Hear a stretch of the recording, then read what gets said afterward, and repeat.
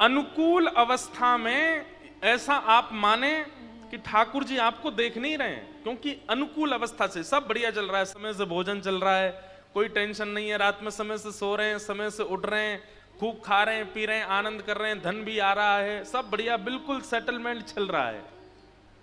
तो समझो ठाकुर जी की दृष्टि अभी नहीं है।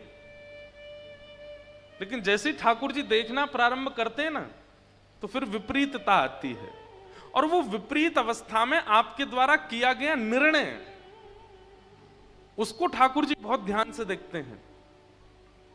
अब ये क्या निर्णय लेगा, कैसे निर्णय लेगा।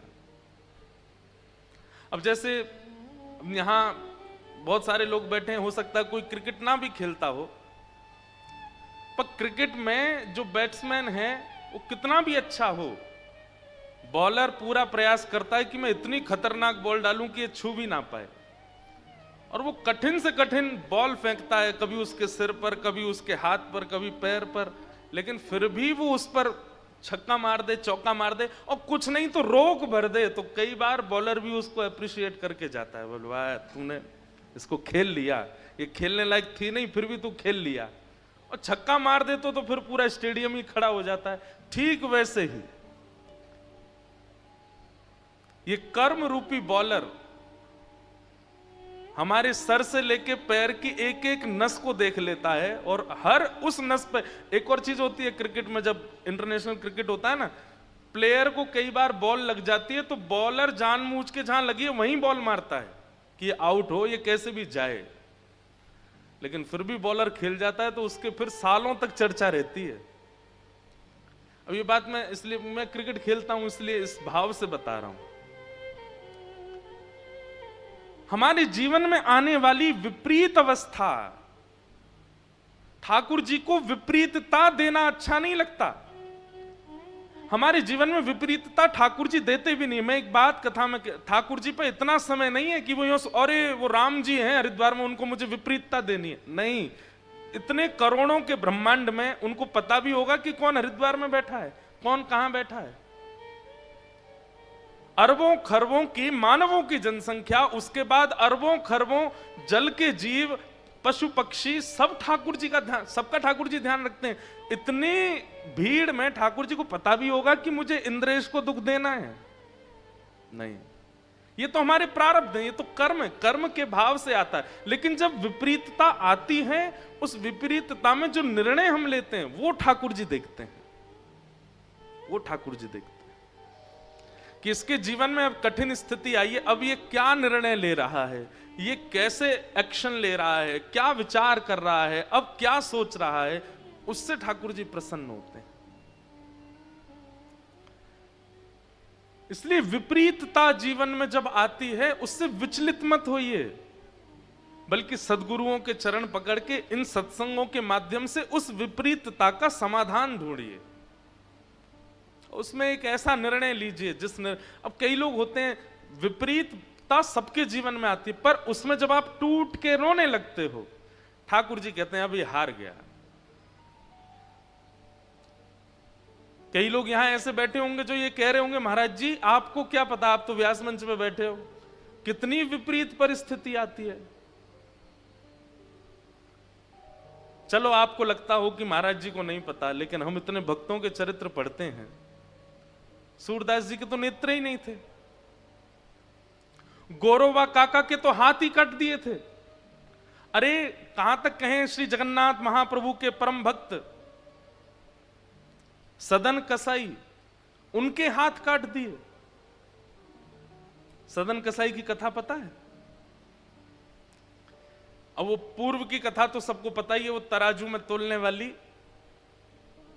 उसके बाद सदन कसाई के मन में आया कि जब ठाकुर जी मेरे लिए रत्न सिंहासन छोड़ करके मेरे तराजू पर बैठने दोबारा आ सकते हैं, तो मैं इनके लिए मांस विक्रय नहीं छोड़ सकता। और उसी दिन सदन कसाई ने अपनी दुकान बंद कर दी, मांस विक्रय बंद कर दिया, और उसने मन में विचार किया कि अब मैं जगन्नाथपुरी दर्शन करने जाऊंगा। जगन्नाथपुरी के लिए सदन कसाई जब निकला तो पहले ऊंच नीच की भावना बहुत ज्यादा थी, तो कई लोगों ने सदन को टोक दिया, बोले तू ये इस मार्ग पर मत चल। क्यों? बोले इस पे संत चल रहे हैं, इस पे भक्त चल रहे हैं, इस पे बड़े बड़े लोग चल रहे हैं, तुम नीचे चलो। तो बेचारा सदन नीचे मार्ग पर चलने लगे, जिस पर कांटे भी हैं, पत्थर भी हैं, कंकड़ भी हैं। जगन्नाथ भगवान का दर्शन करने के लिए जा रहे हैं। कुछ दिन चलते चलते रात में एक नगर में रुके, तो जहां सदन कसाई रुके वहीं पास में ही एक भवन था, एक घर था, और उसके ऊपर खिड़की पर एक परम सुंदर युवती खड़ी थी और उसका मन सदन जी पर आ चुका था। सदन जी ने उसको देखा तो देख करके उसको हाथ जोड़े प्रणाम किया, लेकिन उसका जो प्रत्युत्तर था वो अच्छा नहीं था। वो प्रत्युत्तर में आकर्षण के कुछ भाव कर रही थी। सदन जी ने अपने नेत्र नीचे किए और ठाकुर जी का स्मरण करने लगे। विपरीतता आई है जीवन में। ये ठाकुर जी परीक्षा ले रहे हैं, लेकिन यही परीक्षा पूरी नहीं हुई। उसने ऐसा कुछ इशारा किया कि वो सदन जी को बोली, अगर तुम मुझे स्वीकार करो तो मैं पहले से विवाहिता हूं, मैं अपने पति को मार के तुम्हारे साथ चल दूंगी। तो सदन जी ने उसको मना किया, लेकिन फिर भी मनचली स्त्री नहीं मानी। उसने पति को मार दिया और मार करके सदन जी के पास आ गई और सदन जी से आगे बोली, मुझसे ब्याह करो, मेरे को अपने संग रखो। सदन जी चरण पड़े, बोले मैं तो कहां रखूंगा आपको, और मैं तो बस जगन्नाथ जी से मिलने जा रहा हूं, मेरा आगे का कोई भरोसा नहीं है, मैं कोई भविष्य जीने के लिए नहीं कर रहा हूं सब कुछ। बहुत सावधानी से सुनिए सब लोग, मेरा भविष्य कोई निश्चित नहीं है, आप मेरे भरोसे मत रहिए। अब वो युवती बोली, अरे तेरे लिए मैंने पति मार दिया अपना, उसको मार करके आई हूं, तू कह रहा है कि मैं तुम्हें स्वीकार नहीं करूंगा। मुझे स्वीकार करो, नहीं तो मैं हल्ला करके पूरे गांव को बुला लूंगी। सदन जी बोले, मैं बाकी सब सह लूंगा, लेकिन आपको स्वीकार नहीं कर पाऊंगा, क्षमा करो। और उस स्त्री ने हल्ला करके पूरे गांव को इकट्ठा किया, सबसे झूठ बोल दिया कि इसने मेरे पति को मार दिया। वैष्णव का एक स्वरूप होता है कि वो ज्यादा से ज्यादा शांत रहने का प्रयास करता है, बोलता कम है।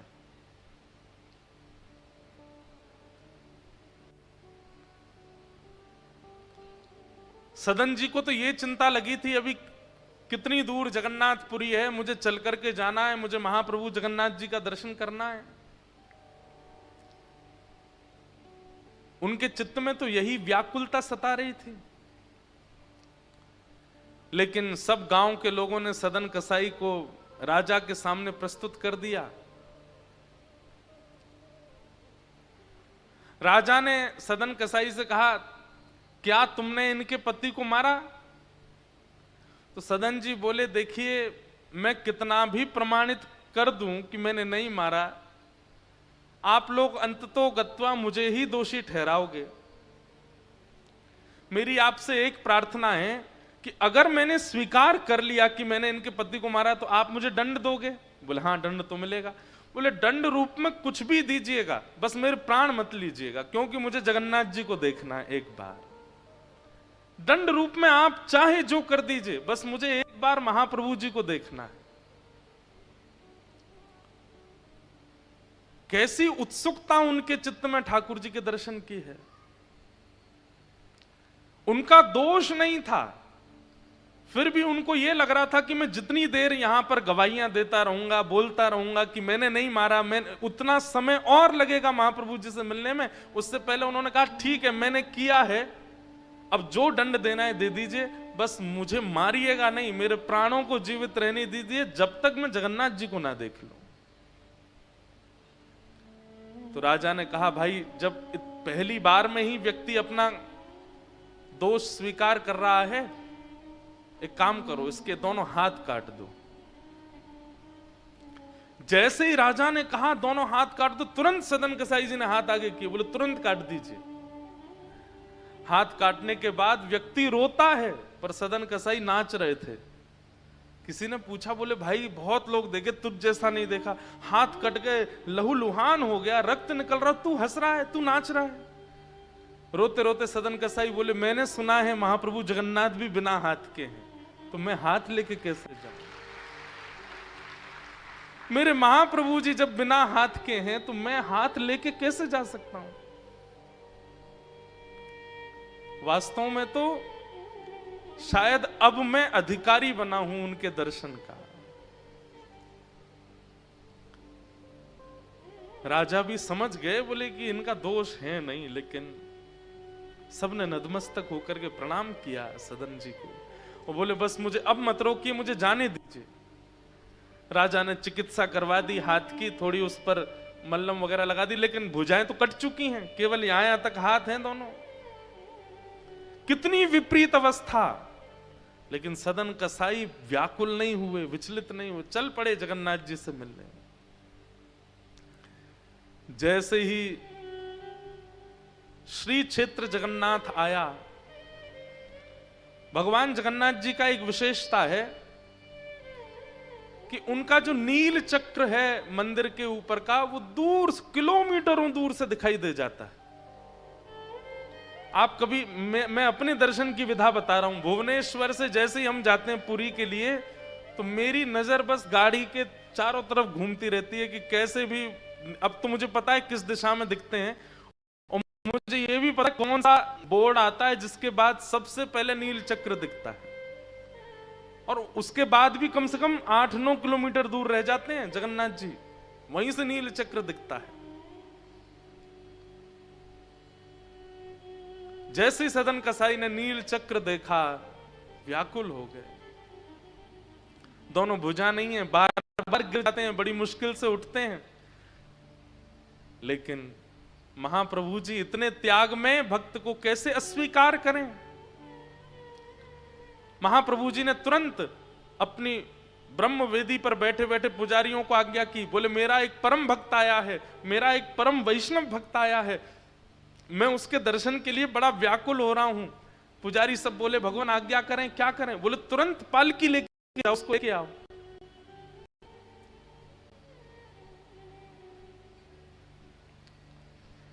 पुजारी जी तुरंत पालकी लेकर के निकल पड़े। बोले कोई भगवान का, अच्छा ना तो ठाकुर जी ने रूप बताया, ना नाम बताया, ना कोई कदकाठी बताई, बस एक मेरा परम भक्त आ रहा है, उसको लेने पालकी लेके जाओ।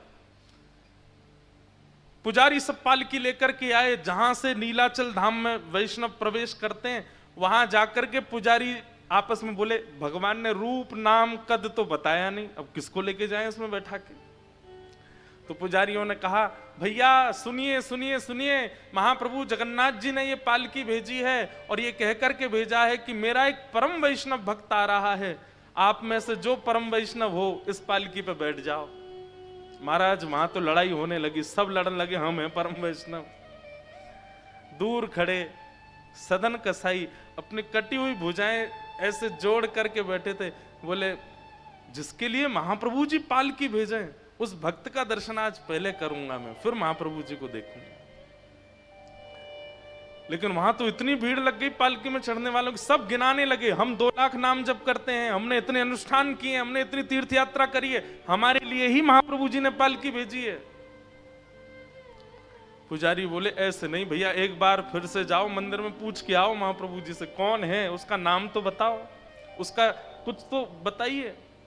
पुजारियों ने जाकर के पूछा, हे महाप्रभु जी, महाप्रभु जगन्नाथ जी तुम लेके नहीं आए उसको?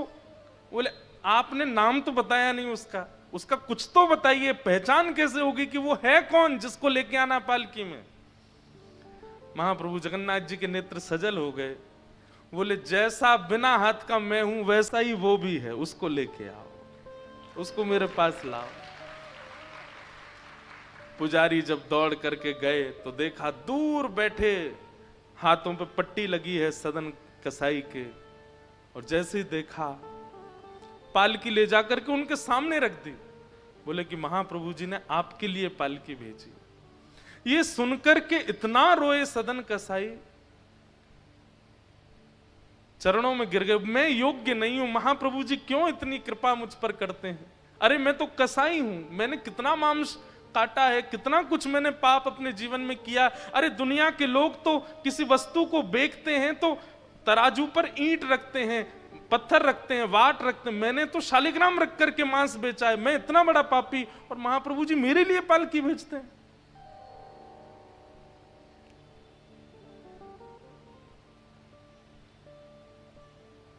पुजारियों ने कहा, बोले महाप्रभु जी हमको भी नहीं घुसने देंगे अंदर अगर आप नहीं बैठे तो। और पालकी पर सदन कसाई को इतनी शर्म आ रही है अपने ऊपर, क्यों मुझ पर इतनी कृपा करते। और जैसे ही महाप्रभु जी के सामने गए, पहली बार जगन्नाथ महाप्रभु को देखा, यहां सदन के नेत्रों से आंसू और वहां महाप्रभु जी के नेत्रों से आंसू। जैसे ही सदन कसाई ने दंडवत प्रणाम किया, दोनों अपनी कटी कटी भुजाओं को जैसे ही महाप्रभु जी की ओर आगे किया, तुरंत उनकी भुजाएं प्रकट हो गईं और महाप्रभु जी ने कहा, अब दौड़ के आओ, हृदय से लगो हमारे। और सदन कसाई को ठाकुर जी ने हृदय से लगा। ये बात हम क्यों सुना रहे हैं? जीवन में विपरीत अवस्था सबके आती है, मुझसे लेके पीछे खड़े व्यक्ति, हर इस संसार में कोई व्यक्ति नहीं बचता विपरीत अवस्थाओं से। अगर अब तक नहीं आई हैं तो तैयारी कर लीजिए, आने वाली होंगी, आएंगी जरूर। और आके चली गई हैं तो कुछ दिन सांस ले लीजिए, फिर आने वाली हैं। ये जाएंगी कहीं नहीं। ये संसार दुखालयम शाश्वतम, श्रीमद् भागवत जी में संसार को दुखालय कहा है।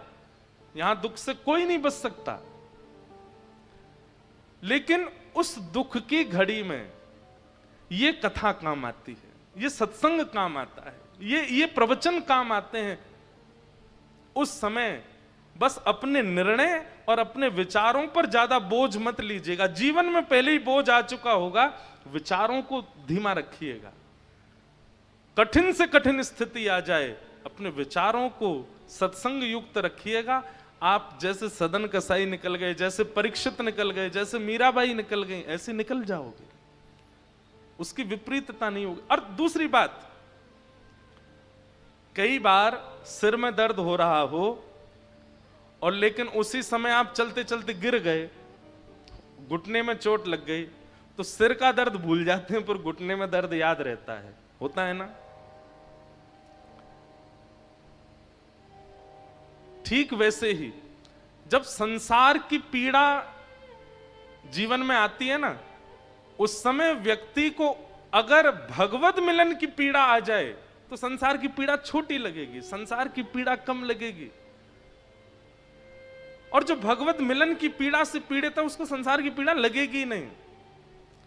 राजस्थान में परम भक्ता हुई श्री करमेती बाई,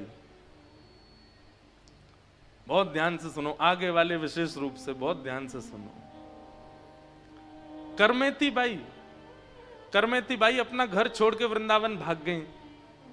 तो कहते हैं कि उनको ढूंढने के लिए इतने सैनिक घूम रहे थे, तो करमेती बाई छुपने के लिए एक ऊंट के कंकाल में घुस गई, मरे हुए ऊंट के पेट में चली गई। बड़ा ऊंट था, 2-4 दिन मर करके हो गए तो शरीर उसका फूल गया, उसमें थोड़ी सी जगह थी पेट के पास में, वहां से करमेती बाई उस मरे हुए, सड़े हुए, गले हुए ऊंट के अंदर 3 दिन तक रही।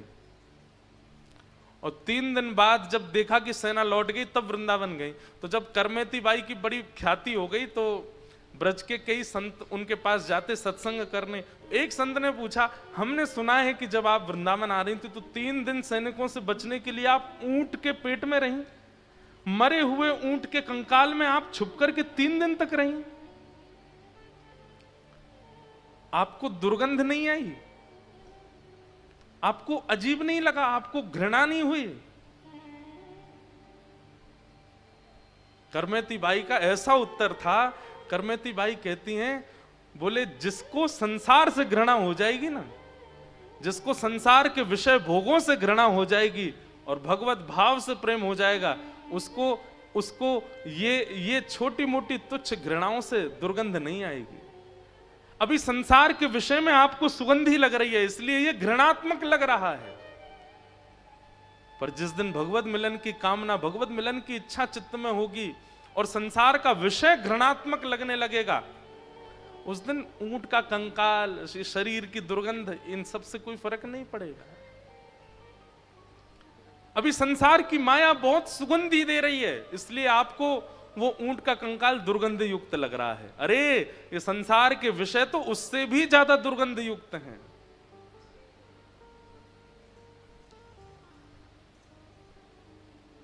विपत्ति सबके जीवन में आती है, पर उस विपत्ति से बचने के दो ही तरीके हैं, या तो उससे जूझो, या तो उससे लड़ो, या फिर उस विपत्ति से भी ज्यादा भगवत मिलन की आस चित्त में प्रकट कर लो, तो विपत्ति छोटी लगेगी, भगवत मिलन की आस ज्यादा हो जाएगी।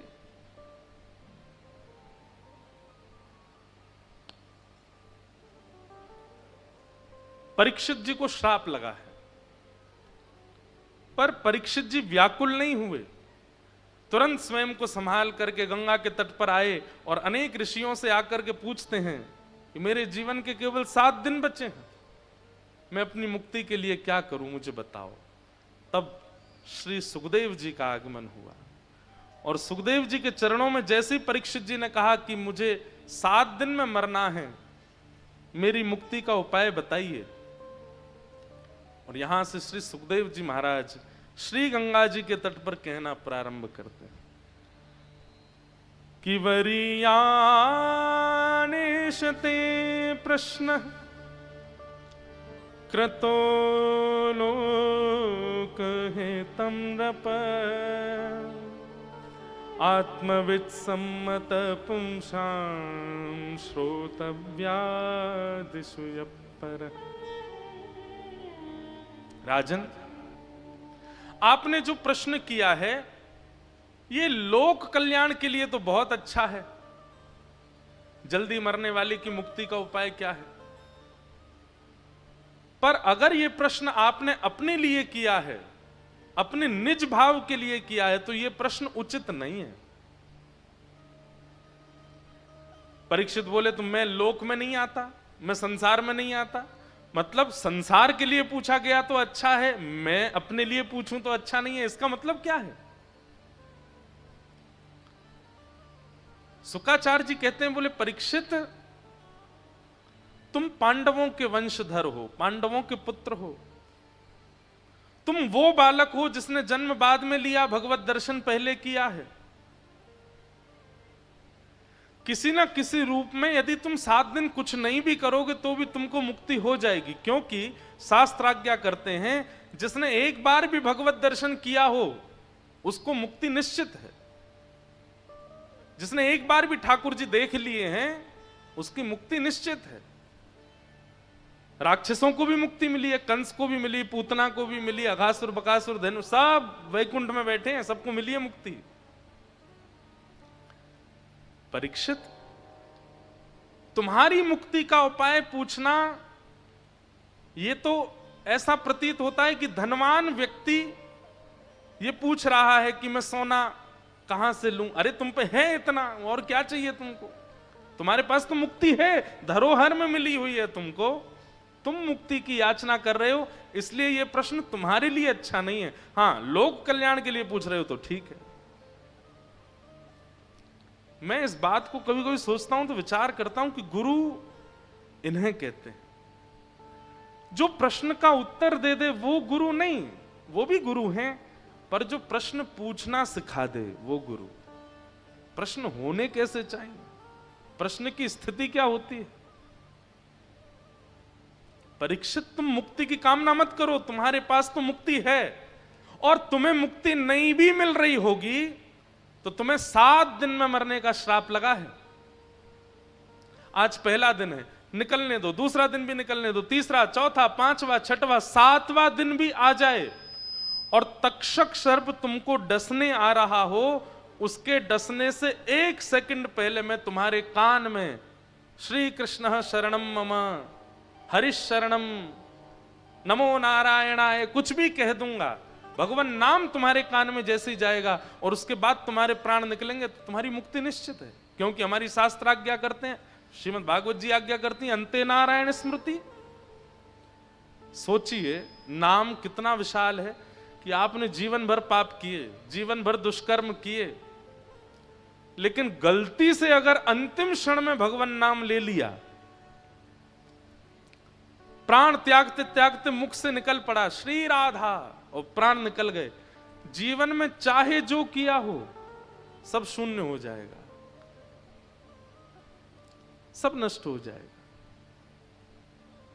आवाज नहीं आ रही भैया, नहीं बढ़ाओ।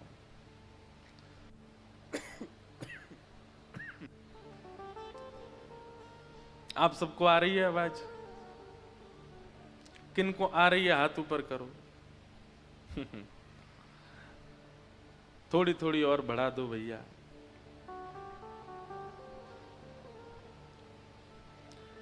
क्या बता रहा था मैं तो भूल ही गया हैं?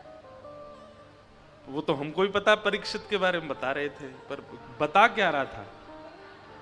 हाँ, नाम की महिमा।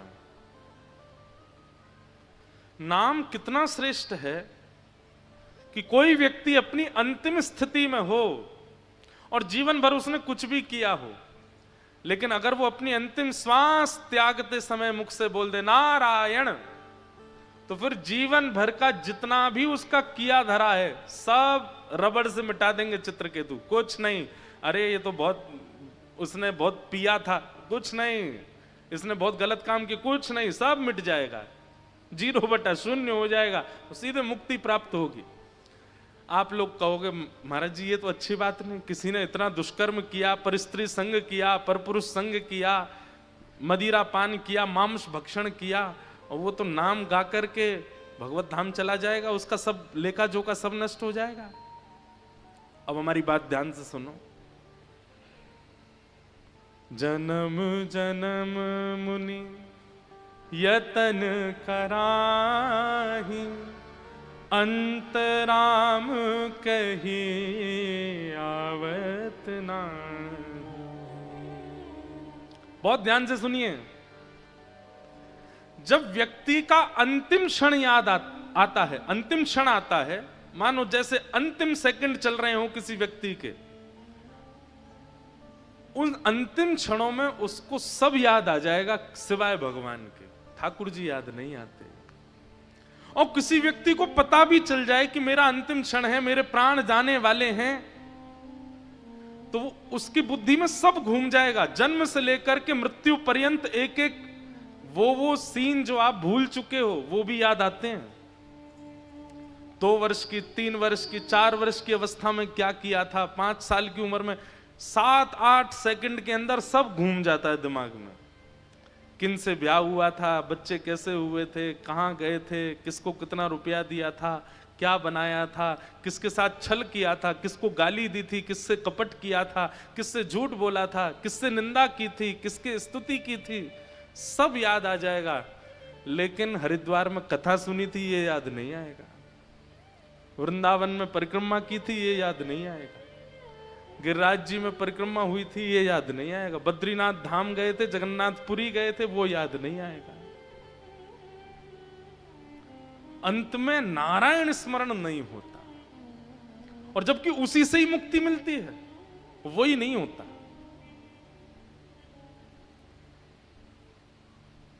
कोई व्यक्ति अगर अपने अंतिम क्षण में भगवान नाम सुन ले, तो ये भागवत जी आदि शास्त्रों ने स्टैम्प पेपर पर साइन करके कहा है कि उसको मुक्ति मिल गई है, लेकिन ये संभव नहीं हो पाता।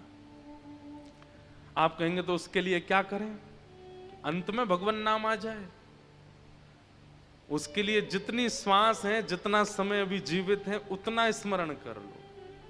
हाँ, एक बात हम दावे से कह सकते हैं, हमको तो कथा ही याद आएगी, क्योंकि हम करते ही कथा हैं जीवन भर। हमको तो लीला ही याद आएगी, हमको तो ठाकुर जी याद आएंगे और गिरधर लाल जी याद आएंगे। क्यों? जीवन भर किया ही क्या है, केवल तीर्थों में गए, धामों में गए, कथाएं की हैं, ठाकुर जी की सेवा की, अनुष्ठान किया है। भगवान करे नजर नहीं लगे इस बात को। जिस भाव की संख्या जीवन में ज्यादा होगी, अंतिम क्षण में वही स्मृति में आएगा। जिस भाव का पडला ज्यादा झुका हुआ होगा जीवन में, चाहे वो माया का हो, चाहे वो संपत्ति का हो, चाहे वो कर्मों का हो, चाहे वो विषयों का हो, भले ही विषय करते करते आपने भगवत स्मरण किया है, भले ही संपत्ति कमाते कमाते तीर्थ यात्रा की, पर जिसका पडला भारी है, अंतिम क्षण में वही याद आएगा। हमारा भजन का पटला तो ऊपर है।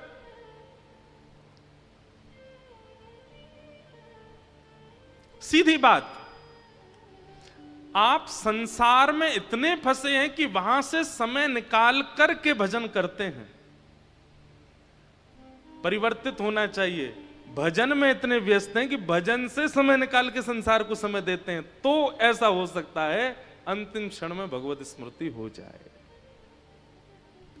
कई लोग कहते हैं महाराज जी संतों के चेहरे में इतना आकर्षण क्यों होता है, ये वृंदावन के महात्मा इतने अच्छे क्यों लगते हैं? क्योंकि संसारी जीव संसार में व्यस्त रहता है, ठाकुर जी के लिए समय निकालता है, और संत जन ये भजन में व्यस्त रहते हैं, संसार के लिए समय निकालते हैं। कभी कभी पटला भारी कहां का ज्यादा है, अंतिम क्षण में वही स्मरण में आने वाला है। इसलिए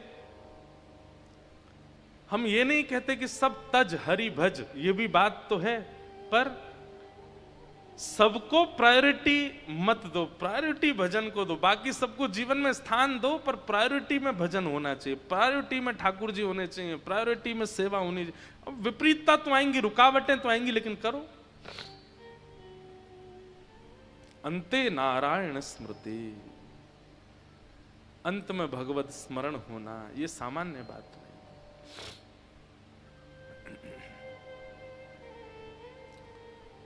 परीक्षित जी महाराज से सुखदेव जी कहते हैं, परीक्षित ये प्रश्न तुम्हारे लिए उचित नहीं है, तो फिर मैं क्या करूं? इन 7 दिनों में मैं क्या करूं?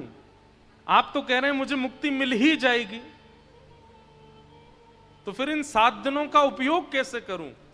तब शुकाचार्य जी कहते हैं, तुम 7 दिन में मुक्ति की कामना मत करो, 7 दिन में भक्ति की कामना करो। मुक्ति और भक्ति में अंतर यह है कि मुक्ति मृत्यु के बाद भगवान का दर्शन कराती है, और भक्ति जीवित अवस्था में भगवान का दर्शन कराती है। भैया एक बात हमारी ध्यान से सुन लो, अगर हमारे श्रोता हो तो पहली बात तो ये गांठ बांध लीजिए अभी इसी वक्त कि मृत्यु के बाद ठाकुर जी नहीं देखने हैं, पहले देखने हैं। जब तक प्राण है, जब तक जीवन में चेतना है, जब तक जीवन चल रहा है, उसी क्षण में भगवत दर्शन करना है। मृत्यु के बाद की चिंता नहीं करनी है। कई लोगों की ऐसी धारणा बन चुकी है कि ठाकुर जी तो मृत्यु के बाद ही मिलते हैं। नहीं, अगर वृंदावन से जुड़े हुए हैं आप लोग, यदि श्रीधाम जाते हैं, कथाएं सुनते हैं, ब्रज लीलाओं में आपकी रुचि है, निकुंज के भाव सुनते हैं, पद पदावलियों का गान करते हैं, तो आपकी ये धारणा परिवर्तित होनी चाहिए। मृत्यु के बाद भगवत दर्शन नहीं, जीवित अवस्था में।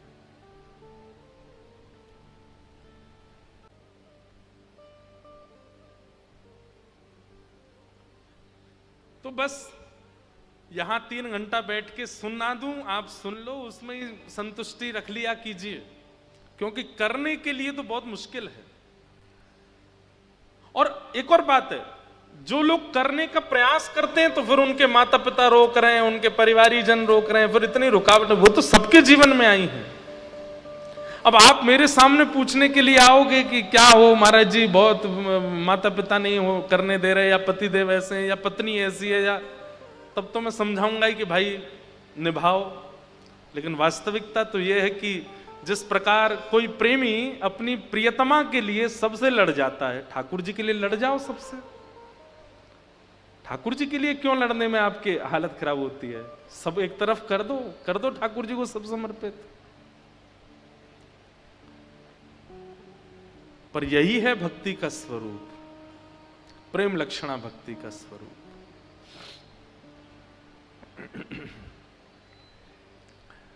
परीक्षित जी महाराज को श्री शुकाचार्य जी कहते हैं कि तुम भक्ति मांगो, मुक्ति नहीं।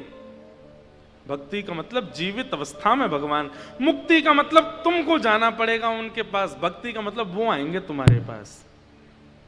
वो करो जिससे वो आवे। उद्देश्य हमारा कथा सुनने का, वृंदावन जाने का, नाम जप करने का, गुरु शिक्षा दीक्षा लेने का यही होना चाहिए।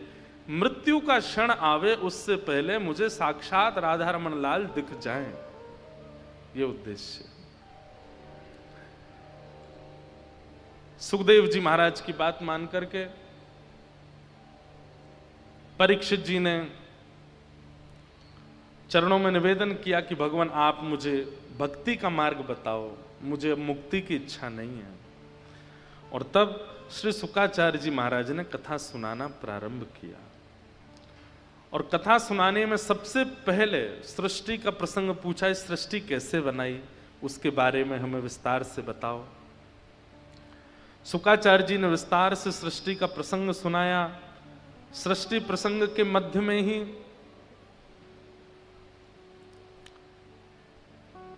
विदुर उद्धव संवाद आया, जहां पर विदुर जी महाराज को उद्धव जी कहते हैं कि आप हरिद्वार जाओ। और हरिद्वार में आपके लिए ठाकुर जी ने भागवत धर्म का उपदेश देने के लिए मैत्रेय मुनि को आज्ञा की है। तो श्री विदुर जी महाराज बद्रीनाथ आते हैं और विदुर जी महाराज हरिद्वार आते हैं और उद्धव जी यहां से आगे बद्रीनाथ चले जाते हैं। ठाकुर जी के प्रस्थान के बाद पादुका लेकर के उद्धव जी चले गए बद्रीनाथ और विदुर जी रुक जाते हैं हरिद्वार पर। और यहां श्री विदुर जी महाराज का मैत्रेय मुनि के साथ में संवाद चलता है। भागवत जी की 3 धाराएं हैं। एक जगह तो सूत जी महाराज कथा कर रहे हैं, सौनकादि ऋषि सुन रहे हैं। एक जगह सुखदेव जी कथा कर रहे हैं और परीक्षित सुन रहे हैं। और एक भाव अब प्रारंभ हो रहा है कि मैत्रेय मुनि बोल रहे हैं और श्री विदुर जी सुन रहे हैं। विदुर जी महाराज ने मैत्रेय मुनि से सृष्टि प्रसंग सुना, पुनः सृष्टि प्रसंग सुनाया गया। और इसी प्रसंग में ही इस पृथ्वी का निर्माण और पृथ्वी पर प्रथम मानव के रूप में स्वयंभू मनु का आगमन। स्वयंभू मनु शत्रुपा के 2 पुत्र और 3 पुत्री हैं। आकुति, देवहूति, प्रसूति 3 बेटी, प्रियव्रत, उत्तानपाद ये 2 पुत्र हैं। यहां पर अब देवहूति का प्रसंग सुनाया गया, जिनका विवाह कर्दम ऋषि के साथ में हुआ और जिनके यहां पुत्र रूप में साक्षात भगवान कपिल प्रगटे। ऐसी देवहूति माता। काय की आवाज है भैया इतनी जोर की?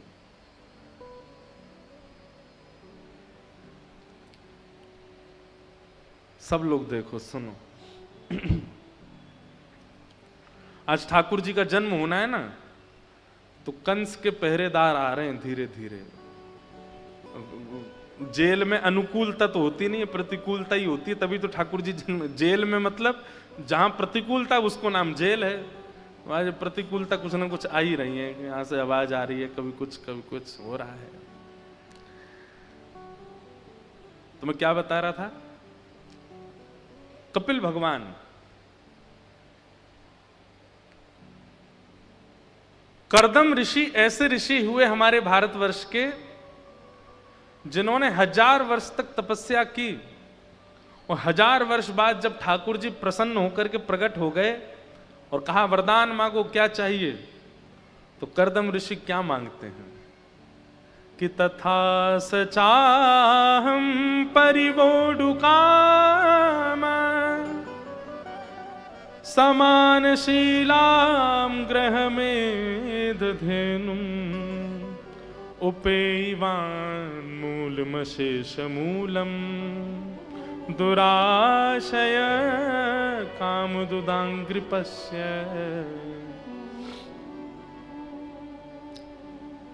बहुत ध्यान से सुनना।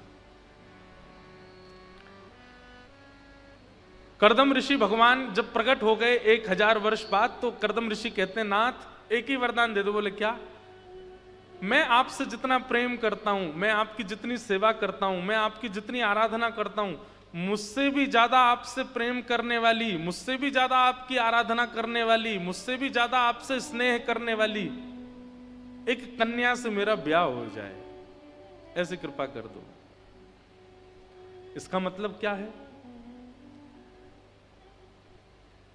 सुलक्षणा गृहिणी बिना तप के नहीं मिलती। जितने भाई लोग बैठे हैं और जितनी बहनें भी बैठी हैं वो भी सुने। अब जिनके हो गए ब्याह वो तो कुछ कर नहीं सकते, जिनके अभी नहीं हुए वो अभी भी कर सकते हैं। कर्दम ऋषि ने तपस्या की है, किसके लिए? एक सदगृहिणी पत्नी की प्राप्ति के लिए। और हमें चाहिए कि हम केवल डॉक्टर बन जाएं, चार्टर्ड अकाउंटेंट बन जाएं, अपने आप ही अच्छे घर की लड़की आ ही जाएगी जीवन में। नहीं, तप करना पड़ेगा, भजन करना पड़ेगा, तभी। अब हाँ, खाने पीने वाली तो आ जाएंगी, पर भगवत भक्त तो उसके लिए तो तप करना पड़ेगा, तभी आएंगे। आजकल संसारी लोग हैं, संसारी युवा हो गए हैं, और संसारी युवाओं को संसारी प्रिय लगते हैं। आजकल के लड़का लड़की ऐसे हो गए खाने पीने वाले कि वो जब ब्याह करने के लिए जब उनके पास संबंध आता है तो वो उससे गुपचुप पूछ लेते हैं, तुम भी खाती हो, तुम भी पीती हो? बोल हाँ। अरे फिर तो माता जी को बोल दो हाँ है, दोनों रात में पिया करेंगे।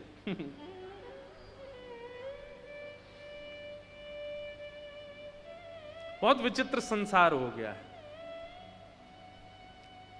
पहले ऐसे कहा जाता था कि लड़का खाता पीता नहीं हो तो ही ब्याह करेंगे, अब यह खाता पीता होना चाहिए, ना हमारी बेटी रह ही नहीं पाएगी। ये कलयुग नहीं है तो क्या है? कहां किसी समय पर गुण देख कर के ब्याह किया जाता था, अब यह देखा जाता है अब गुण नहीं है तो मैं कैसे रहूंगा? कितना विचित्र संसार है। आजकल स्कूल यूनिवर्सिटी के बच्चे, हम जाता हूं मैं कभी कभी यूनिवर्सिटीज में, तो वहां देखने में आता है सबसे कम मित्र उन लोगों के जो बहुत सुधरे हुए हैं, और सबसे ज्यादा मित्र उनके जो बिगड़ैल हैं, एक नंबर के। जो बालक रात्रि 10:30 11 बजे सो जाता हो, बच्चे उससे बात नहीं करते, बोले अरे भाई ये तो बहुत सुधरा हुआ है भाई, हमारे संग नहीं निभेगी तुम्हारी। इसलिए अब तप करना पड़ेगा, ब्याह के लिए तप करना पड़ेगा।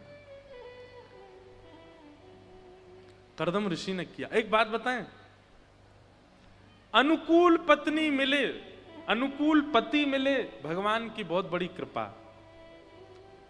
और अगर प्रतिकूल पत्नी मिले, प्रतिकूल पति मिले, तो भगवान की बहुत बड़ी कृपा, विशेष कृपा। अनुकूल मिले तो कृपा, और प्रतिकूल मिले तो विशेष कृपा। आप कहोगे कैसे? अनुकूल मिले तो दोनों बैठ के कथा सुनना, और अगर प्रतिकूल मिले तो उसके हिस्से का जो प्रेम है वो भी ठाकुर जी को दे देना। अब अनुकूल मिलेगा तो प्रेम में भी विभाजन होगा ना। अनुकूल अगर मिलेंगे जीवन साथी तो प्रेम में विभाजन होगा, थोड़ा प्रेम उनको देना पड़ेगा, अनुकूल है। लेकिन प्रतिकूल मिले तो पूरा ही पूरा ठाकुर जी को दे दो, लो इनके बटका भी आपको अर्पित। एक हमारे परम भक्त हुए भारतवर्ष में, उनका नाम था श्री तुकाराम जी महाराज।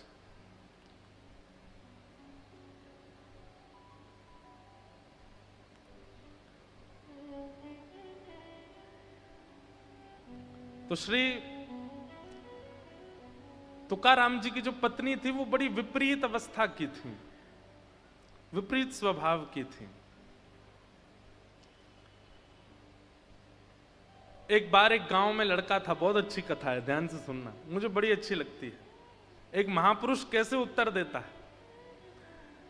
तो तुकाराम जी, जिनके आगे महाराष्ट्र के मराठा राजा छत्रपति शिवाजी महाराज भी नतमस्तक होते थे, वो तुकाराम जी अपनी पत्नी की लड़ाई और चिक-चिक से इतने मतलब बेचारे परेशान तो नहीं होते थे, लेकिन बहुत लड़ती थी, तो इसलिए घर से गांव के बगल में एक पर्वत था, उसके ऊपर पूरे दिन सुबह चले जाते थे, रात को उतर के आते थे नीचे, पूरे दिन वहीं रहते थे। तुकाराम जी से मिलने छत्रपति शिवाजी महाराज आते, बड़े बड़े संत आते, बड़े बड़े महापुरुष आते थे, लेकिन पत्नी उनका बिल्कुल आदर नहीं करती थी, पत्नी बिल्कुल सम्मान नहीं करती थी। एक दिन एक गांव का बालक, पूरा घर उसके पीछे पड़ा था, तू ब्याह कर ले, ब्याह कर ले, ब्याह कर, उसको करना नहीं था। तो उसने अंतिम बार अपने परिवार के लोगों से कहा, ठीक है तुम लोगों को चाहते हो मैं ब्याह कर लूं? बोले हाँ। तुकाराम जी से कहलवा दो कि ब्याह कर ले तो मैं कर लूंगा, क्योंकि उसको पता था तुकाराम जी नहीं बोलेंगे कि ब्याह कर लो। भाई दूध का जला दूसरे को भी दूध जला हुआ पीने नहीं देता, छाछ फूंक फूंक के पीता, ये तो बात है, पर दूध का जला दूसरे को सावधान कर दो, भाई फूंक मार के पियो, गर्म है। तो उसने मन में विचार किया कि तुकाराम जी का खुद का विवाह इतना ज्यादा विचित्र गया है, वो मेरा ब्याह तो मना ही कर देंगे घर वालों को। तो उसने घर वालों से कहा तुकाराम जी अगर बोल देंगे कि ब्याह कर लो तो मैं कर लूंगा। घर वाले बोले ये भी कोई बात है, तुकाराम जी तो मना ही करेंगे। बोले इसीलिए तो उनसे कहलवा दो, मैं तुरंत ब्याह कर लूंगा। सब लोग इधर देखो, ध्यान से सुनो। तो घर के सब लोग उसको लेके गए तुकाराम जी के पास, जाके बोले इसने कहा है कि तुकाराम जी अगर बोल देंगे तो मैं ब्याह कर लूंगा, देख लीजिए आप आज्ञा कर दी। तुकाराम जी बोले जितनी जल्दी हो सके उतनी जल्दी ब्याह करो, जितनी जल्दी हो सके उतनी जल्दी इसका ब्याह करो। तो घर के लोग तो तुरंत, अगली बात सुनी नहीं, तुरंत भागे वहां से। बोले अब हम व्यवस्था कर रहे हैं, अब तू कुछ नहीं कर सकता, अब तो तेरा ब्याह होगा। सब चले गए। तो उसने चरण पकड़ लिए तुकाराम जी के, बोले आप ये तो आपने गलत किया, आप महापुरुष हैं, आप श्रेष्ठ जन हैं। और श्रेष्ठ जन अगर देख लेते हैं कि मार्ग में कांटे पड़े तो दूसरों को सावधान कर देते हैं कि तुम मत आना, कांटे हैं। आप कैसे? ये तो आपने वो वाली बात कर दी कि मुझे कांटे लगे तो तू क्यों बचे, तेरे को भी लगने चाहिए। तुकाराम जी बोले नहीं। तो क्यों कहा आपने कि ब्याह कर लो? आपका विवाह कैसा गया है सब जानते हैं, फिर आपने क्यों कहा? तुकाराम जी बोले देख, पत्नी अगर तेरे मन अनुकूल आ गई तो कोई शिकायत नहीं है, बढ़िया चलेगा जीवन। और पत्नी यदि विपरीत आ गई तो एक गांव में 2 तुकाराम हो जाएंगे, एक मैं भी एक तू भी। तू भी भजन करियो संग बैठ के। मेरा उत्तराधिकारी कौन फिर? मेरी गद्दी पे कौन बैठेगा? तब वो बालक तुकाराम जी के सामने रोने लगा और उसने चरण पकड़ लिए। तुकाराम जी से बोला महाराज एक बात बताइए। बोले क्या? इतनी विपरीतता है आपके जीवन में, आपकी पहली पत्नी ने प्राण त्याग दिए, आपका इकलौता बेटा था और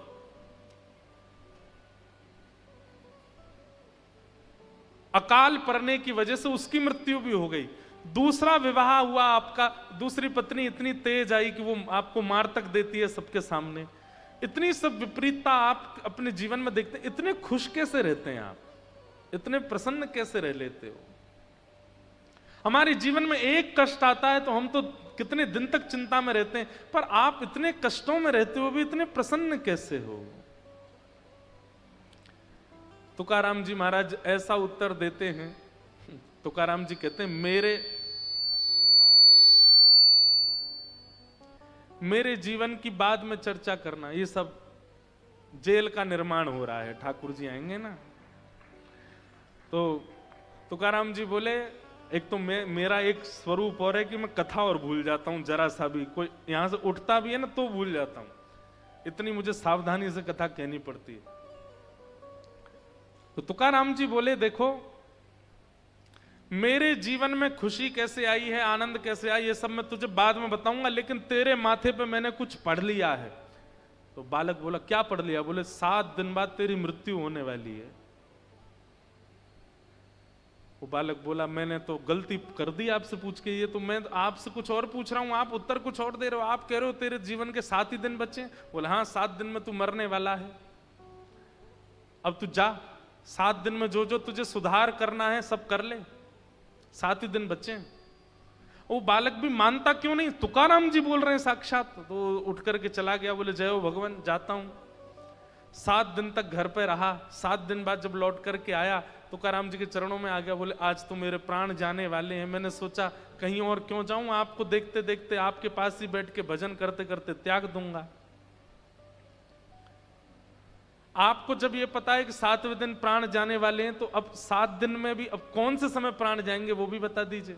तुकाराम जी बोले बाद में बताएंगे, पहले ये बताओ इन 7 दिनों में तुम्हारी किसी से लड़ाई हुई? तो बालक बोला नहीं, किसी से नहीं हुई। क्यों? इन 7 दिनों में ऐसा कुछ हुआ ही नहीं कि जिससे तुम्हारी लड़ाई होती। तो बोला नहीं हुआ तो था, बड़ा भाई लड़ने आ गया था, फिर एक बार मां से भी थोड़ी हो गई थी, लेकिन हर बार मैं ही चरण पकड़ के क्षमा मांग लेता था, मुझे लगता कि भाई मरने वाला हूं, अब लड़के क्या फायदा। अच्छा, इन 7 दिनों में तू कभी, तेरे को कोई चोट नहीं लगी, कहीं दर्द नहीं हुआ, कुछ ऐसे रोया नहीं तू? बोले हुआ सब हुआ, लेकिन बस यही सोचता रहता था कि मरने वाला हूं, अब रो के क्या फायदा, ये छोटे मोटे दर्द तो मृत्यु के आगे छोटे होते हैं, इन दर्दों में क्या पीड़ा लेनी। तुकाराम जी बोले मेरी प्रसन्नता का कारण यही है, मैं हर दिन यही सोचता हूं। मेरी पत्नी विपरीत है, मेरी पत्नी लड़ती है झगड़ती है, मैं सोचता हूं इससे लड़के क्या फायदा, जीवन अंतिम कब आ जाए पता नहीं, उतने में भी भजन कर लेता हूं। कोई मुझसे लड़ने आता है, कोई मुझे पीड़ा देने आता है, कोई मुझे प्रतिकूलता देने आता, पर मैं विचलित नहीं होता, क्योंकि मैं हर क्षण को अपना अंतिम क्षण मानता हूं। मुझे लगता है कि अभी मैं इससे लड़कर के अगर अपना समय व्यर्थ कर दूंगा, कहीं अगले ही क्षण मेरे प्राण चले गए तो, इसलिए मैं सब जगह अपनी गलती स्वीकार कर लेता हूं, प्रसन्न रहता हूं, भगवत भजन करता रहता हूं। बालक ने चरण पकड़ लिए, बोले आप ही मेरे गुरु हो, मैं क्या पूछता हूं और आप कैसे उत्तर देते हो। वो बात देख करके मैं आनंदित हो गया, मैं अभी ब्याह कर रहा हूं आपकी आज्ञा से। तुरंत उसने ब्याह किया और तुकाराम जी ने उसका जीवन संवार दिया। सोचिए, ये सब भक्त जन, ये सब संत जन, ये सब महापुरुष जन, ये लोग ऐसा जीवन जी के हमें सूत्र दे करके गए हैं कितने। इसलिए प्रतिकूल पत्नी अगर मिले, पति मिले, तो उसके बट का जो प्रेम है वो भी ठाकुर जी को दे देना। आप अपने भाग्य को बस मान लीजिएगा, जो था वो मिला है, और स्वीकार करके भगवत भजन करो। अनुकूल होता तो दोनों करते, प्रतिकूल है तो अकेले करो, हर स्थिति में सम रहो। तो कर्दम ऋषि ने भगवान से कहा कि मुझे अनुकूल पत्नी मिले, और कैसी अनुकूल, सुंदर नहीं, सुशील नहीं, मेरे समान आपसे प्रेम करने वाली, मुझसे भी ज्यादा आपसे प्रेम करने वाली पत्नी मिले। भगवान इतने प्रसन्न हो गए, भगवान बोले चिंता नहीं करो, स्वयंभू मनु की पुत्री देवहूति से तुम्हारा ब्याह होगा, और मैं तुम्हारे इस भाव से इतना प्रसन्न हूं, इतना प्रसन्न हूं कि तुम्हारे यहां पुत्र के रूप में मैं ही जन्म लूंगा, तुम्हारे यहां मैं जन्म लेके आऊंगा, जाओ। और कर्दम ऋषि के यहां 9 पुत्रियों ने जन्म लिया, और 10वें संतान के रूप में भगवान कपिल का प्रादुर्भाव हुआ। बोलो कपिल भगवान की। जिन्होंने सांख्य शास्त्र का निरूपण किया, दर्शन शास्त्र की व्याख्या की, पूरे विश्व को सांख्य योग से अवगत कराया, अद्भुत ज्ञान के प्रणेता श्री कपिल भगवान देवहूति माता के साथ में सुंदर संवाद करते हैं। उस कथा को बड़े भाव से यहाँ पर सुनाया गया। सब, अब कथा तो बहुत बड़ी है, अनेक बार कही है विस्तार से, सबको प्रणाम करते हैं। आगे देवहूति माता की 2 और बहन हैं, आकुति और प्रसूति, इनका प्रसंग सुनाया गया। फिर इनके 2 भाई प्रियव्रत, उत्तानपाद। तो यहां उत्तानपाद राजा की 2 पत्नी सुनीति और सुरुचि। बड़ी पत्नी से पुत्र का जन्म हुआ, नाम हुआ ध्रुव, और छोटी पत्नी के पुत्र का नाम हुआ उत्तम। छोटी पत्नी के प्रति ज्यादा आकर्षण की वजह से बड़ी पत्नी का त्याग कर दिया। बड़ी पत्नी के पुत्र ध्रुव जब 4-5 वर्ष की अवस्था के हो गए तो अपनी मां से पूछने लगे, मां मेरे पिता कौन है। जब पिता का परिचय दिया कि सामने जो राजभवन है इसमें जो राजा हैं वही तुम्हारे पिता हैं, अपने पिता को देखने के लिए ध्रुव जी जैसे ही राजभवन में गए तो पिता की गोद में दूसरा बालक देखा, छोटी मां का बेटा। वो देख करके ध्रुव जी के मन में आया कि इस गोद का अधिकारी तो मैं भी हूं। जैसे ही अपने पिता की गोद में जाने के लिए आगे बढ़े, छोटी मां ने रोक दिया और कहा कि वो तुम्हारे पिता हैं पर मैं तुम्हारी मां नहीं हूं, इसलिए तुम इस राज्य गद्दी पर नहीं बैठ सकते। अगर तुम्हें अपने पिता की गोद में बैठना है या उस राज्य गद्दी पर बैठना है तो भगवान का भजन करो, भगवान को प्रसन्न करके प्रकट करो, और जब भगवान कहें वरदान मांगो तो वरदान में यह मांगना कि मेरा जन्म छोटी मां के गर्भ से हो, मेरे गर्भ से जन्म लेकर के जब आओगे तब बैठोगे यहां। छोटे से ध्रुव जी महाराज रोते रोते अपनी मां के पास। अब ये सब कथाएं ना, इनका विस्तार इतना सुंदर है। सुनीति का रूप क्या है हमारे जीवन में, सुरुचि का रूप क्या है हमारे जीवन में, ध्रुव कौन है हमारे जीवन में, इस सब का बड़ा अर्थ है, पर वो समय की पाबंदी है, थोड़ा सा समझा देते हैं। सुनीति और सुरुचि ये 2 पत्नियां हैं। हम सबकी दो पत्नी हैं, सुनीति यानी कि बुद्धि और सुरुचि यानी कि मन। हम सबकी दो पत्नी हैं। जैसे उत्तानपाद राजा छोटी पत्नी के प्रति ज्यादा आकर्षित है, ऐसे हम भी छोटी पत्नी के प्रति आकर्षित रहते हैं। छोटी पत्नी कौन? मन। अच्छा, यह भी प्रमाणित है कि यह छोटी पत्नी कैसे है, क्योंकि बुद्धि तो तभी एक्टिव हो जाती है जब हमारा जन्म होता है, पर मन 12 साल के बाद, 13 साल के बाद, 14 साल के बाद एक्टिव होना शुरू। आजकल के बच्चों का तो 6 साल में ही हो जाता है। 3 साल के बच्चे को, 2 साल के बच्चे को मां जो खिला दे खा लेगा, जो पहना दे पहन लेगा। 6 साल का बच्चा तक भी मां अगर उसको छोटे कपड़े पहना दे वो भी पहन के चला जाता है। 7 साल का होते ही फिर उसकी इच्छाएं प्रकट होने लगती हैं, मैं तो ऐसे पहनूंगा, मैं तो वहां जाऊंगा। तब मन का जन्म होता है। तो मन छोटी पत्नी है, और छोटी पत्नी के प्रति हमारा आकर्षण ज्यादा होता है, और कभी कभी आकर्षण इतना ज्यादा हो जाता है कि हम बड़ी पत्नी का त्याग ही कर देते हैं, यानी कि मति। लेकिन मति से जो जन्म होता है वो होता है ध्रुव का। ध्रुव का मतलब क्या? ध्रुव का अर्थ ही होता है कल्याण, ध्रुव का अर्थ ही होता है परम सत्य। और छोटी पत्नी से जो जन्म होता है वो होता है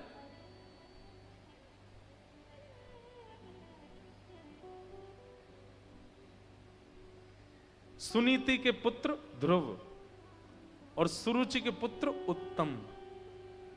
मन से जो जन्म होता है वो किसका होता है? उत्तम का। उत्तम वस्तु कल्याणकारी नहीं होती। अब आप मुझसे पूछो आपको अच्छा क्या लगता है, उत्तम क्या लगता है, तो अच्छी बात में मैं मन से जो जन्मा उसी का नाम लूंगा। क्या? रसगुल्ला अच्छा लगता है, तो रसगुल्ला एक ही अच्छा है। जैसे ही 2 खाने शुरू किए, 3 खाया, 4 खाया, फिर वो बिगाड़ेगा ही। मन से जन्म लेने वाली वस्तु कल्याणकारी नहीं हो सकती, वो कुछ समय की प्रिय हो सकती है। लेकिन हम लोग मन के इतने आदी हो जाते हैं कि बुद्धि का त्याग कर देते हैं। आप लोग कहोगे महाराज जी तो फिर क्या करें, बुद्धि के अधीन रहना चाहिए? नहीं। इसका अर्थ क्या है?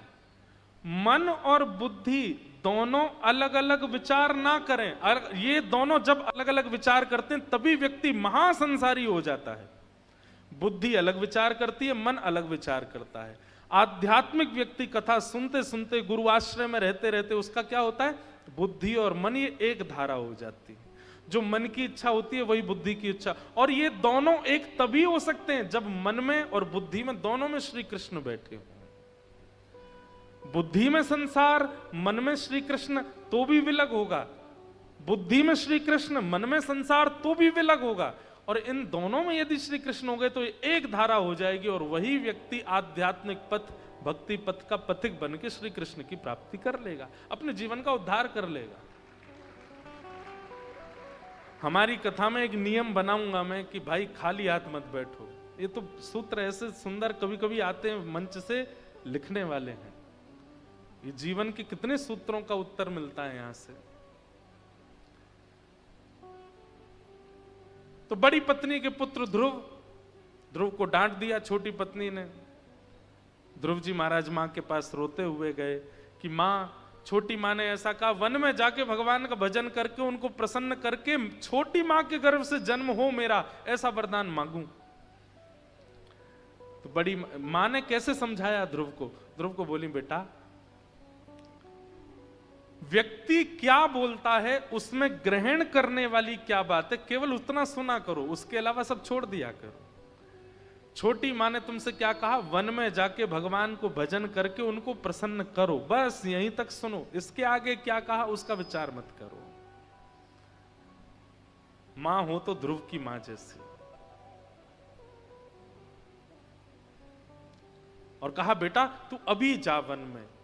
ये संकेत समझ कि ठाकुर जी ने किसी से तुझे कहलवाया है कि तू वन में आके मेरा भजन कर, मैं तो तैयार बैठा हूं तुझसे मिलने को।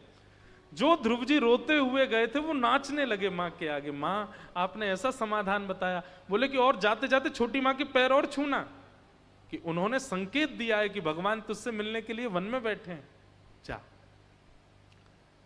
एक बात आपको समझ आएगी बंधुओं, कि ध्रुव जी की भक्ति में भगवत प्राप्ति का सबसे बड़ा कारण क्या बना? उत्साह, एक्साइटमेंट, जो उनकी मां ने प्रकट कर दिया है। बोले तेरे लिए भगवान वन में ही बैठे हैं, इसीलिए छोटी मां के माध्यम से तुझे संदेश भिजवाया कि तू वन में आ। ध्रुव जी इतने उत्सुक हो गए, अब उनको कुछ नहीं दिख रहा है और उत्सुकता में चले गए वन की ओर। नारद जी महाराज मार्ग में मिले, नारद जी ने भी परीक्षा ली ध्रुव जी की, उसमें पास हो गए। तब नारद जी ने उनको 12 अक्षर मंत्र प्रदान किया। नमो भगवते तुभ्यं वासुदेवाय धीमहि प्रद्युम्नाय अनिरुद्धाय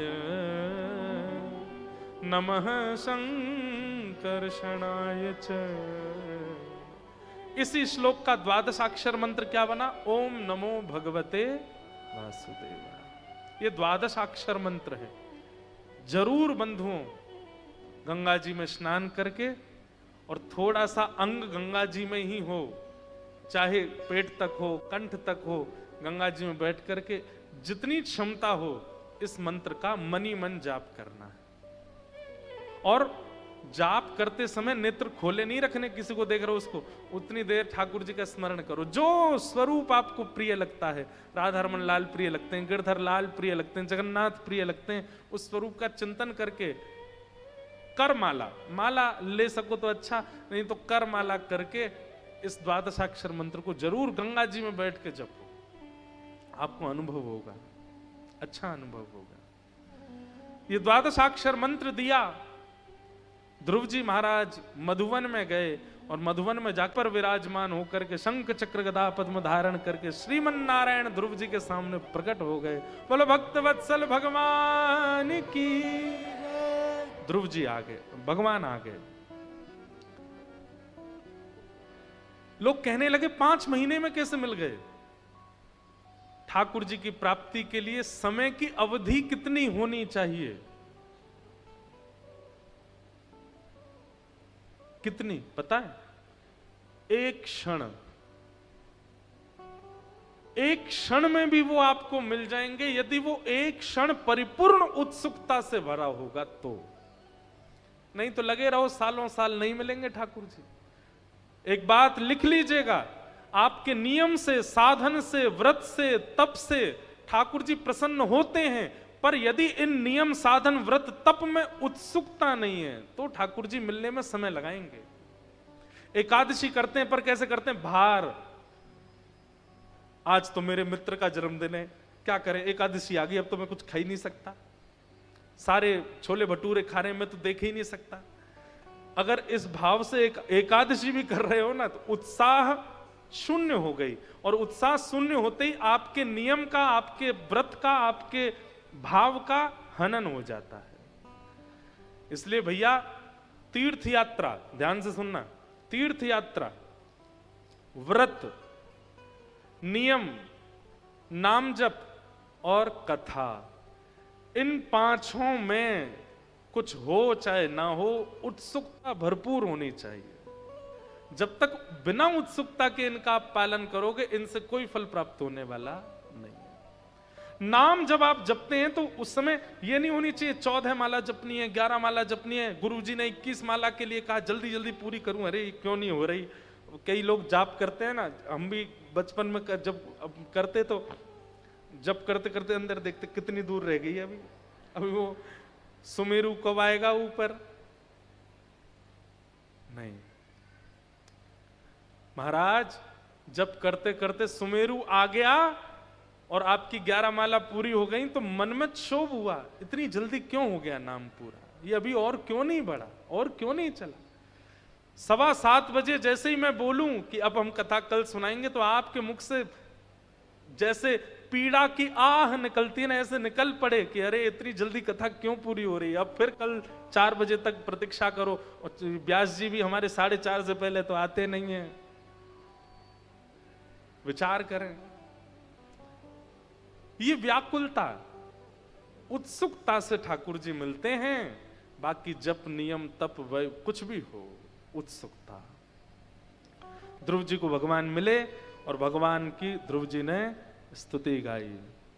भक्ति मुहु प्रवहताम त्वयि में प्रसंगो भूयादनंत महताम अमलाशयानाम येनांजसौल्वण मुरुव्यसनम भवाब्धिम निश्ये भवद्गुण कथा मृतपान मत्त।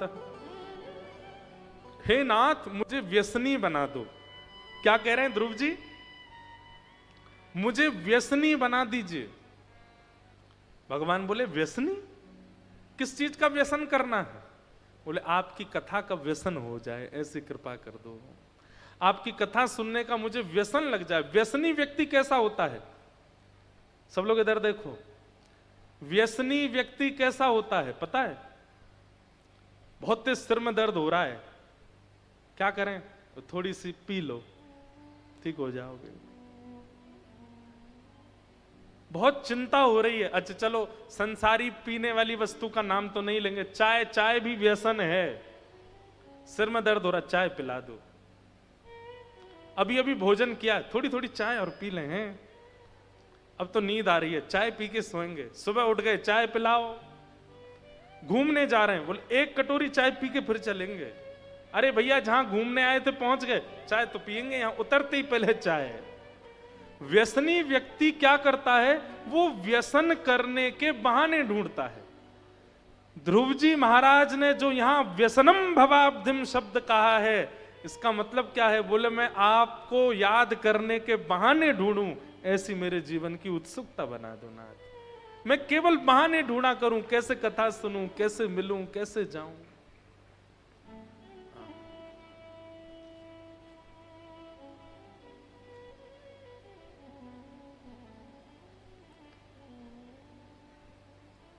हम बहाने नहीं ढूंढते। कई लोग ढूंढते हैं, कई आते हैं बच्चे, हम महाराज जी घर पे झूठ बोल के आए हैं कथा सुनने। हमें लगता है कि कोई नहीं, अब तुम थोड़े और पास पहुंच गए ठाकुर जी के, कथा के लिए झूठ बोलने लग गए हो, बहाने ढूंढने लगे हो कथा सुनने के। अच्छा, व्यसनम भवाब्धिम। ध्रुव जी महाराज ने ठाकुर जी से बस यही मांग। भगवान बोले, ए ध्रुव मेरी एक बात सुन, तू मांगने तो निकला तो कुछ और वजह से था। पिता की राज्य गद्दी पर बैठना था और यहां आकर के तूने गद्दी का चर्चा भी नहीं करी। तो ठाकुर जी आपके दर्शन के बाद अब संसार की कोई इच्छा नहीं। भगवान बोले नहीं, फिर भी वो सूक्ष्म इच्छा को मैं पूरी करूंगा और 36,000 वर्ष के लिए तुमको पृथ्वी का राजभार संभालना पड़ेगा। ध्रुव जी महाराज तो बड़े व्याकुल हो गए, बोले नाथ आपके दर्शन के बाद 36,000 वर्ष रहना पड़ेगा संसार में? ऐसा मत करो नाथ। आपका रूप देखने के बाद, आपकी झांकी हो जाने के बाद, आपका स्वरूप दिख जाने के बाद फिर कुछ और अच्छा नहीं लगता है नाथ। कृपा करके ये भाव मत करो। ठाकुर जी बोले नहीं, ये तो तुम्हें करना पड़ेगा, जाओ, जाकर के पृथ्वी पर राज शासन करो। और ध्रुव जी को इस प्रकार भगवान ने अपना अनुगत्य प्रदान किया। बोलो भक्त वत्सल भगवान की जय। ध्रुव जी महाराज आगे चल के इनके वंश में इनके अंग हुए, अंग के बेटा बैन हुए, बैन के यहां भगवान पथु रूप धारण करके आए। भगवान से 10,000 कान मांगने की इन्होंने याचना की। ऋषभदेव भगवान का चरित्र सुनाया गया। उन्हीं के पुत्र भरत, जो कि तीसरे जन्म में जड़ भरत बने, रघुगण के साथ उनका संवाद सब सुनाया गया। अभी मास कथा हम 2 साल में एक बार मास कथा का एक जगह संकल्प ले लिया है हमने। 2 साल में एक बार 1 महीने की कथा करेंगे, तभी ये सब पूर्ण हो सकते हैं, नहीं तो इनकी पूर्ति हो नहीं सकती। इतनी विस्तृत है श्रीमद् भागवत जी की कथा। और भागवत जी कथा विस्तृत, पर उसका भाव आपको समझ आए उसके लिए कई उदाहरण बीच में देने पड़ते हैं, तो बहुत विस्तार हो जाता है। अगली मास कथा हमारी अप्रैल में है नासिक में, कभी संभवतः बनेगी। मेरा निजी मन तो बहुत है कि या तो ऋषिकेश या हरिद्वार में एक बार मास कथा हो, क्योंकि जो यहाँ का वातावरण है, जो गंगा जी की ऊर्जा है और जो यहाँ ऋषियों की तपस्या का जो भाव है ना, उसमें 1 मास पर्यंत बैठ के गंगा जी के तट पर कथा हो, ऐसा कभी बनाएंगे योजना भविष्य में। हमारी माता जी टेढ़ी टेढ़ी देख रही हैं हमको, बोले इसको तो यही लगता है करते रहें। अब क्या बताएं, अब बचपन से हमने गर्व से कथा ही सुनी है, तो और क्या आएगा, हमको यही आती है। बाकी तो ठाकुर जी कृपा करते हैं। इस प्रकार नरकों का वर्णन किया, भूगोल खगोल का वर्णन किया, वृत्रासुर की कथा का वर्णन किया, सबको हम प्रणाम मात्र कर रहे हैं। तत्पश्चात हिरण्यकश्यप के यहाँ प्रहलाद भक्त का आविर्भाव हुआ और प्रहलाद जी की रक्षा के लिए भगवान खम्भ से प्रकट नृसिंह रूप में हुए। बोलो नृसिंह भगवान की। हिरण्यकश्यप का वध किया। प्रहलाद जी ने भगवान की स्तुति गाई और स्तुति गाकर के ठाकुर जी को प्रसन्न किया। प्रहलाद स्तुति बहुत सुंदर है, कई बार विस्तार से कथाओं में सब भाव सुनाए हैं। आगे गजेंद्र मोक्ष की कथा आई, पहले दिन मैंने सुनाई थी। बलि वामन अवतार की कथा आती है, जहां पर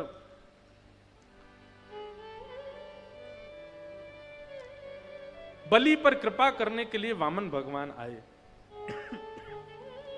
3 पग जमीन लेने का संकल्प लेकर के भगवान विराट हो गए और 2 पग से तीनों लोक नाप लिए। तत्पश्चात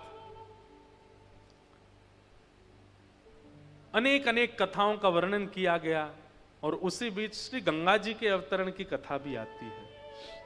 सूर्यवंश के राजाओं का जब प्रसंग प्रारंभ हुआ तो सूर्यवंश के राजाओं में एक सगर नाम के राजा हुए। सगर के 2 पुत्र थे, 2 पत्नियां थीं। पहली पत्नी से तो 60,000 पुत्रों ने जन्म लिया और दूसरी पत्नी के पुत्र हुए असमंजस, असमंजस के हुए अंशुमान, अंशुमान के हुए दिलीप और दिलीप के हुए भगीरथ। और भगीरथ महाराज ने जाकर के हिमालय पर घनघोर तपस्या की, तब भगवान के चरणों का अभिषिंचित जल मां गंगा इस पृथ्वी पर प्रकट हुई। बोलो गंगा मैया की। कथा ऐसी है कि कपिल भगवान तपस्या कर रहे थे और सगर राजा जो थे ये अश्वमेध यज्ञ कर रहे थे। अश्वमेध यज्ञ में अश्व जो घोड़ा होता है उसको वन में छोड़ा जाता है और जहां तक वो घोड़ा जाएगा वहां तक दिग्विजय मानी जाती है राजा की। अगर वो घोड़ा पूरी पृथ्वी की परिक्रमा करके वापस वहीं आ गया जहां से निकला है तो उस व्यक्ति का अश्वमेध यज्ञ पूर्ण हो जाता है और उसको इसके फल स्वरूप इंद्र की पदवी प्राप्त होती है। तो इंद्र कभी नहीं चाहते कि किसी का अश्वमेध यज्ञ पूर्ण हो, इसलिए अश्व का हरण करके इंद्र ने कपिल मुनि के आश्रम पर बांध दिया। सगर राजा ने अपने 60,000 पुत्रों को आज्ञा की कि जाओ अश्व ढूंढ के लाओ। अश्व ढूंढते ढूंढते जैसे ही पहुंचे सागर के तट पर कपिल भगवान बैठे थे, अश्व मिल गया। तो ये 60,000 ने कपिल भगवान को दोषी मान करके उनको उनके तप में विघ्न डाला। तो कपिल भगवान ने नेत्र खोल करके देखा तो नेत्रों से अग्नि प्रकट हुई, 60,000 जल के भस्म हो गए। सगर राजा ने कहा कि भैया हमारे पुत्र गए थे अभी तक लौट के नहीं आए। तो अपनी दूसरी पत्नी के पुत्र असमंजस के पुत्र अंशुमान को भेजा कि तुम जाओ। तो अंशुमान ढूंढते ढूंढते गए तो देखा कपिल मुनि के आश्रम पर खूब सारा राख का ढेर लगा है। तब कपिल मुनि ने बताया यही तुम्हारे सब भाई बंधु हैं, योग अग्नि में जल के भस्म हो गए। तो असमंजस बोले इनका कल्याण कैसे होगा? बोले इनका कल्याण तो केवल एक से हो सकता। बोले क्या? जगत जननी गंगा जी अगर पृथ्वी पर आवे और उनका स्पर्श अगर इनकी अस्थियों को हो गया तो एक ऋषि की योगाग्नि में जलकर के भस्म होने वाले भी, ऋषि की योगाग्नि में जल के भस्म होने का मतलब है कहीं गति नहीं हो सकती। ऋषि की योगाग्नि में जल करके भस्म होने वालों की भी गति सुधार सकती है मां गंगा। तुम तप करके उनको लेके आओ। तब अंशुमान गए हिमालय पर, लेकिन अंशुमान ने तप किया, गंगा जी नहीं आई। सब लोग इधर देखो, ध्यान से सुनो। अब आ रही है कथा तो सुन लो, बहुत दिन बाद सुना रहे हैं। अंशुमान ने तप किया, गंगा जी नहीं आई। अंशुमान के पुत्र दिलीप ने जाकर के तप किया, गंगा जी नहीं आई। दिलीप के पुत्र भगीरथ जी गए, और जैसे ही भगीरथ जी ने तप किया तो गंगा मैया ने विचार किया कि 3 पीढ़ियां निकल गई हमको बुलाने में, अब हमें चलना चाहिए। तो जैसे ही गंगा जी पृथ्वी पर आने लगी तो महादेव को पता चला 3 पीढ़ियां लग गई, और तब गंगा जी जा रही हैं पृथ्वी पर। महादेव ने अपनी जटा खोल करके गंगा जी को उसमें बांध लिया, क्रोध में भर के। गंगा जी बोली, क्या अपराध हो गया, आपने मुझे क्यों बांधा? बोले कि कुपुत्रो जायेत क्वचिदपि कुमाता न भवति। पुत्र कुपुत्र होता है, मां कुमाता नहीं होती। आप इतनी निर्दयी कैसे हो सकती हैं गंगा जी? 3 पीढ़ियां निकल गई और आप अब जा रही हो।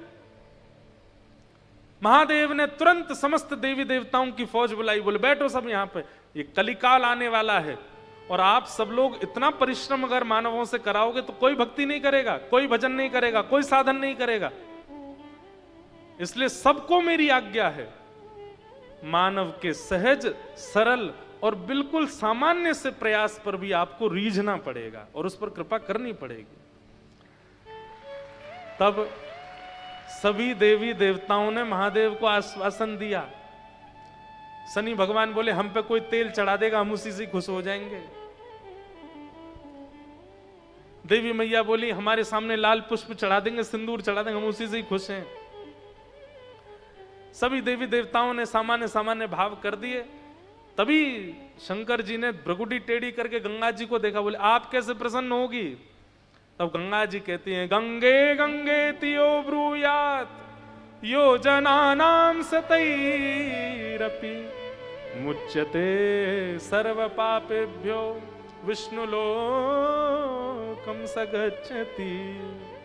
हे महादेव, मैं वचन देती हूं, मेरे प्रवाह होने वाले घाट से, सब लोग इधर देखो, ध्यान से सुनो, मेरे प्रवाही घाट से 100 योजन इधर की तरफ 100 योजन इधर की तरफ दूरी तक कोई व्यक्ति अगर सामान्य जल से स्नान करते समय भी अगर गंगे गंगे कहकर के स्नान करेगा तो मेरे में ही स्नान का उसको फल प्राप्त होगा और उसे विष्णु लोक की प्राप्ति होगी। समझ में आई बात? तब महादेव प्रसन्न हो गए, बोले हाँ अब ठीक है, बोले अब हमें मुक्त कर दीजिए। तब महादेव ने अपनी जटा खोली और पितु शिरसि पतंती जानवी न पुनातु। तब जानवी यानी कि श्री गंगा जी का पृथ्वी पर आगमन हुआ। बोलो गंगा मैया की जय। अनेक कथाएं, उनमें से एक कथा ऐसी भी है, अनेक अनेक जटाओं से बहती हुई, इसीलिए हिमालय के जगह जगह से गंगा जी का प्रादुर्भाव है। कहीं अलकनंदा बन के, कहीं भागीरथी बन करके, कहीं किसी रूप में गंगा जी आती हैं। और यहां से थोड़ी दूर पर ही देवप्रयाग, वहां से गंगा बन करके फिर हरिद्वार आती हैं और पूरे विश्व को पावन करती हैं। तो ऐसी गंगा मैया के प्रादुर्भाव का सुंदर प्रसंग सुनाया गया। सूर्यवंश के राजाओं की कथा सुनाते हुए इसी सूर्यवंश में भगवान राम प्रकट हुए। एक श्लोक में हम लोग राम जी को प्रणाम करते हुए सीधे चलेंगे नंदोत्सव की ओर। 7:30 बज गए।